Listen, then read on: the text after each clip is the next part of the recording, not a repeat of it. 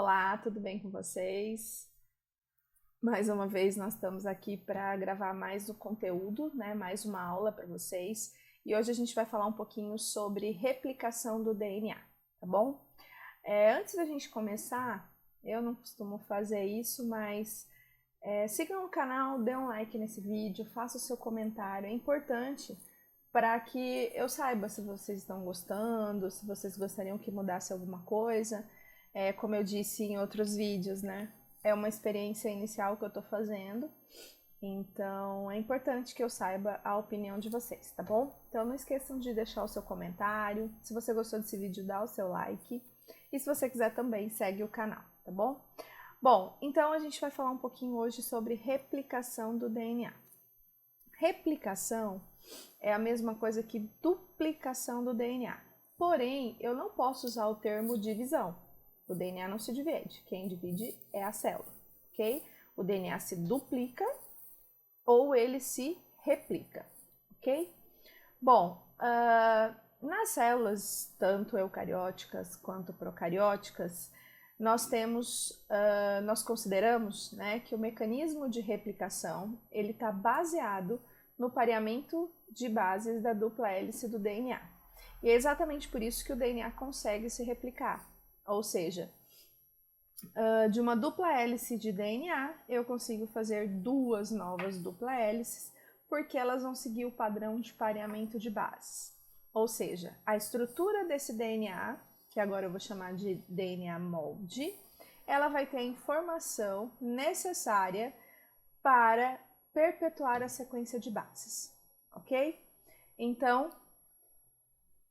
quando eu tenho uma fita de DNA, essa fita de DNA, então, ela vai se abrir, e quando ela se abre, vem uma enzima, uma polimerase, e vai adicionando, nucleotídeos, de acordo com a complementariedade dessa fita molde. Esse tipo de replicação, ele é chamado de replicação semiconservativa. Por que semiconservativa? Porque conserva sempre uma das fitas será uma fita da fita velha ou da fita molde. Como é isso? Então eu tenho a fita mãe, né, a dupla hélice, o DNA mãe, vamos assim dizer. Quando ele separa, quando ele se abre, eu tenho então duas fitas molde, duas fitas mães. Vem uma enzima e adiciona nucleotídeos a cada uma dessas fitas, nucleotídeos complementares. E aí então eu tenho duas novas moléculas de DNA dupla fita organizadas em hélice. Essas duas novas dupla fitas, elas conservam uma fita do DNA molde e a outra fita é totalmente nova. É por isso que a gente chama de semiconservativa. Porém, obviamente que isso acontece na primeira geração. Ou seja, quando o DNA de uma célula se replica, ele vai se replicar dessa maneira. A dupla hélice se abre, vai ser formada duas novas fitas, e aí eu tenho duas novas dupla hélices com metade do DNA velho e metade do DNA novo, ok? Porém, in vitro, quando eu vou fazer experimentos utilizando o mecanismo de replicação, ou seja, eu vou fazer várias e várias cópias desse meu material genético, a partir da segunda geração, eu já começo a observar que eu tenho moléculas de DNA formadas por somente fitas novas, por exemplo. Porque imagine que eu tenho duas moléculas de DNA, metade nova, metade velha cada uma. Quando essas se abrem, aquelas fitas que eram fita nova, ela vai fazer um complementar com uma outra fita nova. E aquela que era a fita velha, ela vai fazer um complementar com uma fita nova. Então, a partir da segunda geração, eu tenho duas moléculas de DNA semi-conservativas e duas moléculas de DNA totalmente novas. E aí a gente passa para a terceira geração e assim vai aumentando a quantidade de moléculas de DNA formadas por somente fitas novas. Então, quando eu estou falando da replicação do DNA genômico in vivo, ou seja, na estrutura do organismo, numa célula eucariótica, numa célula procariótica, eu vou falar então que é uma replicação semi-conservativa. Quando eu levo isso para um experimento, que eu vou mexer nisso in vitro, aí eu não tenho só uma replicação semi-conservativa. À medida que vai passando as gerações, eu tenho também moléculas de DNA formadas somente por fitas novas. Tudo bem? Bom, além da replicação ser semiconservativa, a replicação ela também é chamada de bidirecional. Por que bidirecional? Imaginem que a fita de DNA, que a molécula de DNA, ela é extremamente longa, tá? Ela é formada por milhares de nucleotídeos. Então, imagine se a replicação ela acontecesse somente num ponto desse DNA e só num sentido. E dali para trás, como que esse DNA replicaria? Ele não iria se replicar. Então, quando a enzima ela atua numa determinada região do DNA para abrir essa dupla hélice e começar a copiar, tem uma enzima que vai num sentido e a outra enzima que vai no outro sentido. E dessa maneira eu tenho a replicação dos dois lados. Então, eu não sei se eu vou conseguir fazer, mas é mais ou menos assim. Quando abre a forquilha, eu tenho aqui a dupla hélice, né? E aí, quando a enzima vem e abre a forquilha, vai sintetizar para cá e vai sintetizar para cá. Então, ela é considerada como bidirecional, tá bom? Esse é o tipo de replicação do DNA genômico. Bom, pensando em origem de replicação, a gente precisa prestar atenção nas diferenças entre o DNA do organismo eucarioto e o DNA do organismo procarioto. Nós já vimos em outros momentos que a célula procariótica tem um DNA que é circular, é único e é circular. Como esse DNA é único e é circular, a origem de replicação nas células procarióticas é uma só. Ele só tem uma única origem de replicação. Então, imagine que aqui é o DNA circular, a origem de replicação vai surgir aqui e ele vai replicar no DNA todo, ok? Porque é uma fita única. Quando eu penso na célula eucariótica, eu tenho que lembrar que eu tenho várias fitas de DNA. Lembra que nós comentamos em aulas anteriores que existem várias quantidades diferentes de cromossomos nas células. Nas nossas células, por exemplo, nós temos 23 pares. Então, eu tenho 46 fitas de DNA, moléculas de DNA. E essas moléculas, elas são grandes, formadas por vários nucleotídeos. Então, ao longo dessa fita, ao longo dessa molécula de DNA, vão surgir várias origens de replicação. Origens essas bidirecionais, que vai para um lado e para o outro. E a hora que toda a extensão daquela fita estiver replicada, é que então eu tenho a replicação total daquela fita, e quando todas as fitas estiverem replicadas, é quando a célula vai então,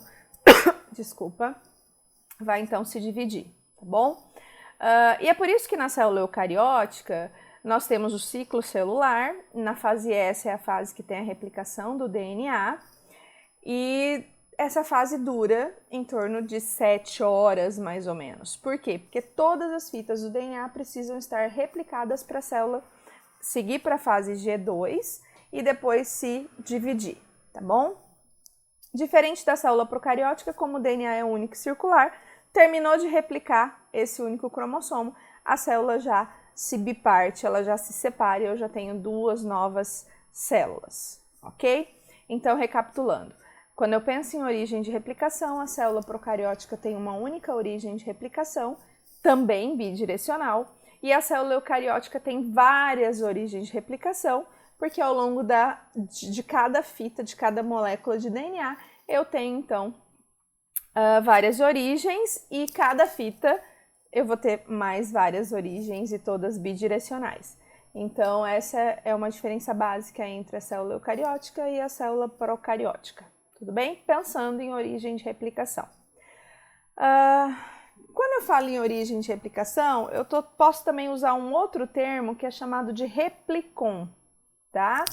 Então, a célula procariótica, ela consiste de um único replicon, porque ela tem somente uma origem de replicação, e a célula eucariótica tem vários replicons, porque ela tem várias origens de replicação.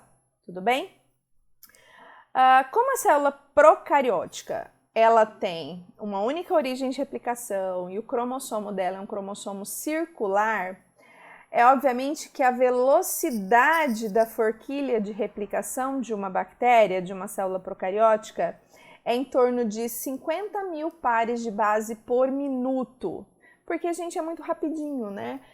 Surgiu ali a origem de replicação, vai replicar o DNA circular, ele vai bidirecional dos dois lados, terminou esse círculo, terminou esse DNA circular, acabou a replicação. Então ela vem bem rápido, apesar de ter uma origem de replicação, ela é extremamente rápida porque o DNA é único e é circular. Então quando eu penso na célula procariótica, a velocidade da replicação, né, exatamente por ela ter um único replicon e por ser circular, é 50 mil pares de base por minuto, ok? E só tem um replicon, ou seja, só tem uma origem de replicação. Já a célula eucariótica, como tem várias fitas de DNA e ao longo dessas fitas de DNA precisam surgir várias origens de replicação e todas elas bidirecionais, como eu já tinha dito anteriormente, a velocidade dessa replicação ela é mais lenta, bem mais lenta. Ela é cerca de 2.000 pares de base por minuto, tá? E cada replicon ele vai abrir, ele vai surgir a partir, né, das enzimas que vão então se ligar naquele ponto do DNA para abrir a dupla hélice. Esses replicons eles têm média de tamanho de 40 a 100 quilobases e são iniciados em tempos diferentes, eles não são iniciados ao mesmo tempo, tá? É por isso que esse processo todo, ele acontece durante a fase S e ela vai levar em torno de 7 horas. Tem literatura que diz 6 horas, tem literatura que diz 7 horas, é aproximadamente entre 6 e 7 horas. Exatamente porque todos esses replicons, eles precisam dar continuidade bidirecional e replicar todas as fitas, tá? E eles não vão surgir ao mesmo tempo, eles vão surgir à medida que for avançando esse processo de replicação. E é por isso que leva muito mais tempo e a velocidade é muito mais lenta. Enquanto o procariota eu tenho 50 mil pares de base por minuto, na célula eucariótica eu tenho 2.000 pares de base por minuto sendo replicados no genoma dessa célula. Tudo bem? Bom, então nós já vimos que a replicação ela é semi-conservativa, nós já vimos que ela é bidirecional e agora a gente vai falar um pouquinho da assimetria, tá? Então a replicação do genoma como propriedade de replicação, nós dizemos que ele é semi-conservativo, ele é bidirecional e é assimétrico. O que significa dizer que ele é assimétrico? Vamos recapitular um pouquinho. O DNA ele é formado por duas fitas organizadas em hélice e essas fitas elas são complementares, não são idênticas, e elas são antiparalelas. Então, em uma das fitas eu tenho de um lado 5' 3', na outra fita eu tenho 3', 5'. A enzima polimerase, ela só vai num sentido, tá? Ela, obrigatoriamente, ela vai no sentido de 5', 3', ok?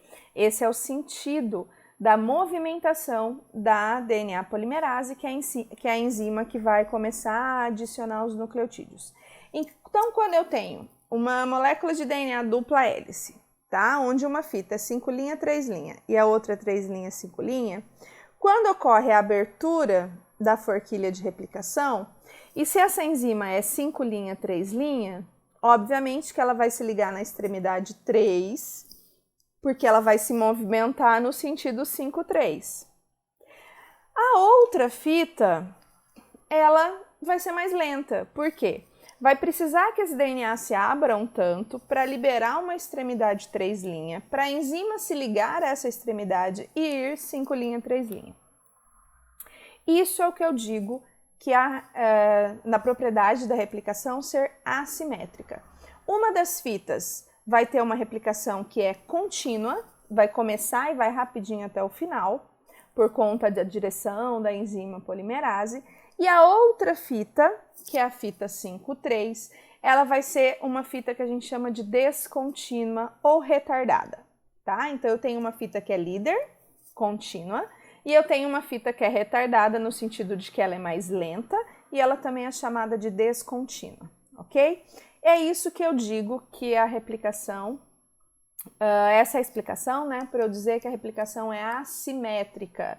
Uma fita vai acontecer rapidinho e na outra fita ela vai acontecer de maneira mais lenta. Porém, nós temos aí um complexo de enzimas que vão manter a estabilidade dessa forquilha de replicação e não vai permitir que o DNA se ligue nele mesmo ou que haja formação de alças, né, ao longo desse processo, tá?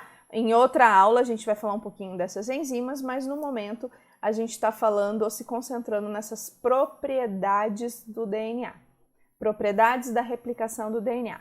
Bom, então nós ficamos por aqui, para esse vídeo também não ficar muito longo, e no próximo vídeo eu vou falar um pouquinho de como funciona essa replicação, ou seja, como é a replicação da fita líder, fita contínua, e a replicação da fita descontínua, tudo bem?